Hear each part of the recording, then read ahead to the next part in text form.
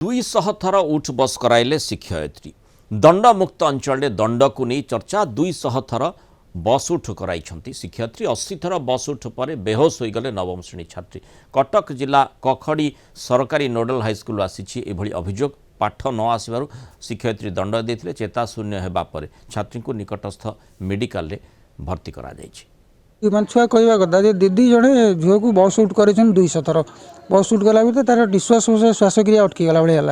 है मुझे नी सार मैंने नहीं आसते मेडिकल को आइला बेले कंडीशन बेड्रे पड़ी मुझे देखिली एमती परिस्थिति है से कथा सार भी मुझे भी डॉक्टर बर्तमान कहते कटक नहीं जाए असुविधा हो माने छुआर मैंने बैचान्स बात फात थब जी आगुरी यही कंडीशन से हिसाब से सार कहते कटक नहीं टेस्ट कर बस उठ होता बोली छुआ कहले सी भी झील भी कहूँ हाँ मुझे बस उठ कर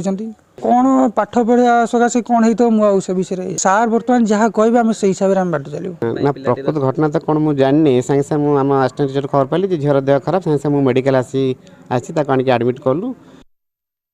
आठगढ़ रिपोर्टर विश्वजित राउत आम सहित सीधासख जोड़ी अधिक आलोचना करवा। विश्वजित पिलाए पाठ पढ़ापी जाऊँच पाठ जो पढ़ुंट स्कूल सी गोटे दंडमुक्त अंचल पूरा से लिखित आकार रखा जाए काले केमठी किए भूल करदेव किंतु ये भूल बारंबार हो जो आम देखुचे ये चित्रगुड़िक सामना को आसूँ।